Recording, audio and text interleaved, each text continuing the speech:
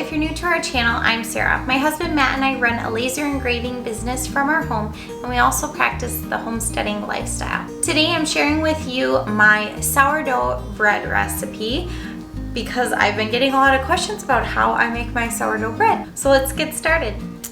I keep my sourdough on the counter and I feed it daily. I actually keep 2 jars. Originally I kept 2 jars because I was too worried I was going to kill one. I'm still a sourdough newbie, so take everything I have to say with a grain of salt, but not in your starter, not there. I originally started with 2 sourdough starters because I was worried I was going to kill one, so I would have a backup. I started my starters back in January and we are in June now, so they are about 6 months old and they're doing great. Maybe one day I will come out with a sourdough starter video, but for now there's lots of other great videos you can watch out there to get your sourdough started how you want to. One thing that helped me was making sure that my home was warm, or at least where I put the starter was warm. And if I keep it in a warm place, it seems to stay pretty active. I feed my sourdough every day after lunch. Between about 1 and 2, when lunch is over and everything's cleaned up, the last thing I do is I feed my sourdough. This makes for the perfect opportunity in the evenings after supper as things are winding down that I can get my bread mixed up, my dough mixed up to bake the next day. I've gotten the question, what are my rubber bands on my sourdough starter? So I thought I would answer that as well. I like to just put a rubber band around my sourdough starter where I fed it at so I can be sure that it's growing. Now that they're about 6 months old, I'm not always the best about changing these, and really they're unnecessary at this point. I tried a few different ways to cover my starter at the beginning, but the important thing to do is to make sure some airflow can get in and dust and debris and things like that cannot. So I tried a towel, it worked fine, it was just bulky for me. If I were gonna use a towel again, I probably would cut a piece specifically to go over these. I also tried a lid loosely, but I got worried somebody might pick it up thinking it's closed and it's not. So what seems to work best for me is coffee filters. They breathe really well since they're meant to filter, and I've had my sourdough come right up and hit the top of these and it would have came right out, but this actually held it in and I was able to almost peel this off and just throw it away and move on. So the rubber band on top is just to hold these down and in place for me. A good sourdough starter has lots of bubbles when you are ready to use it. You might even want to do what's called a float test, where you take a small amount of starter and see if it will float in water. We have a large family of 6 and I am making 2 large loaves of bread. So you're going to need 2 large bowls if you're making as much as I am, or 1 if you're not.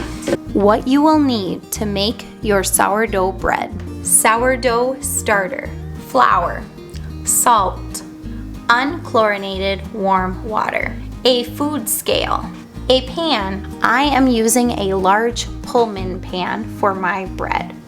I like this type of pan because it comes with a lid that can be easily removed while it's baking. You can bake sourdough bread without a pan. In fact, most people do, and you can bake it right on a cookie sheet or just kind of free form if you want.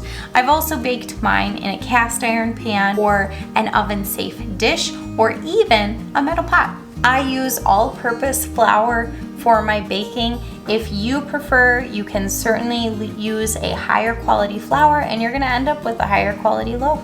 Again, I'm just using iodized table salt. You can use any of your favorite salts. I do not have city water, so I simply use warm tap water for my bread. If you do have city water, I suggest you warm up some filtered water. I am making 2 batches of bread today. I'm gonna show you what I'm mixing up in the orange bowl, but I will also be mixing up a batch in the green bowl. The hardest part when I started making sourdough bread was adjusting to using a food scale. The first ingredient is 225 grams of starter. Once you have your bowl on the food scale and you've zeroed it out, you're ready to add your starter. I like to stir and mix mine up first, just to be sure everything's mixed in. Sometimes you might end up with a little liquid on top, the hooch, so you might want to mix that in. You can dump it off if you don't like it as well. I tend to mix mine on the drier side, so I usually don't have much of that liquid.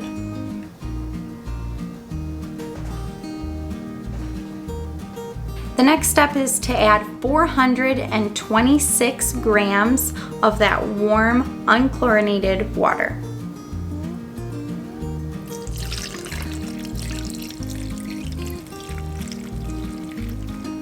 Make sure to zero out your scale, and then we're going to add 750 grams of flour.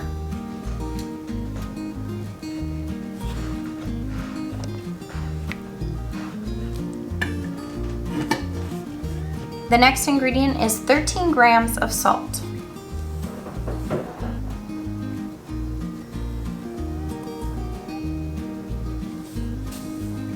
The next step is to just mix up our dough.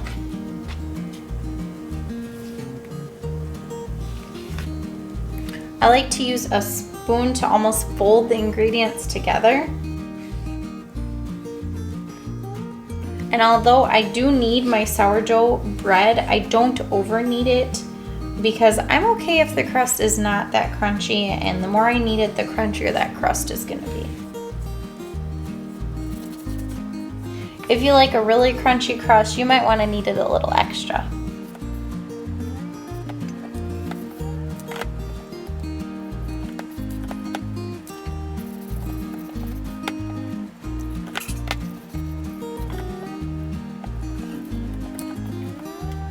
Main thing I'm trying to do is just make sure all my flour, my water, my salt is mixed in together. I let my dough sit covered for at least 30 minutes. All right, so the dough has been sitting just over 30 minutes, resting. The next step is to grease the pan I'm gonna use. I'm just using a stick of butter, but you can use whatever you like. Make sure to grease the lid if you're using a lid as well.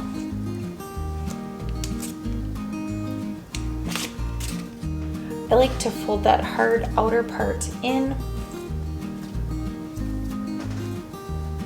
and stretch it to the size of the pan. Once I've got it pretty close, I go ahead and knead it right in my pan, just kind of to get out those last air bubbles. Put on the cover. I actually let my bread rise overnight in my oven just with the light on. It seems to be just enough warmth and heat to let it rise. All right, so it's the next morning. Matt is busy making breakfast, and the bread, I will show you what it looks like after rising overnight.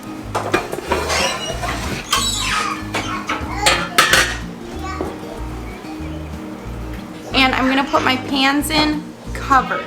If you don't have covers for your pans, tin foil works great. I'm baking them at 375 again, covered for 30 minutes. So the bread's been in the oven for 30 minutes covered. I'm gonna go ahead and take the covers off and leave it in for another 30 minutes.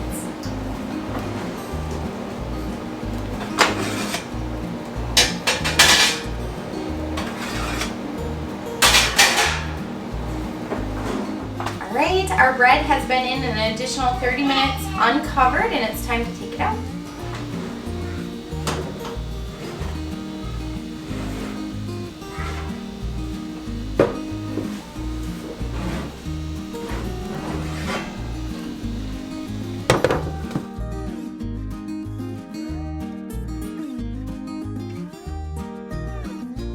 Now that my bread is finished, I always take it out of my pans right away. Otherwise, condensation seems to build up in the pan, and then I have soggy bread.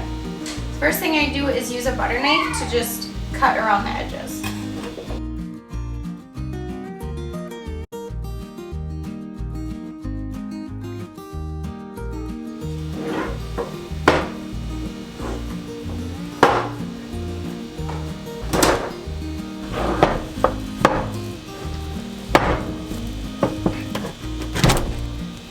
All right, there you have it. That is how I make sourdough bread in sandwich bread form. I hope you enjoyed this video. If you did, please give it a thumbs up and be sure to subscribe down below.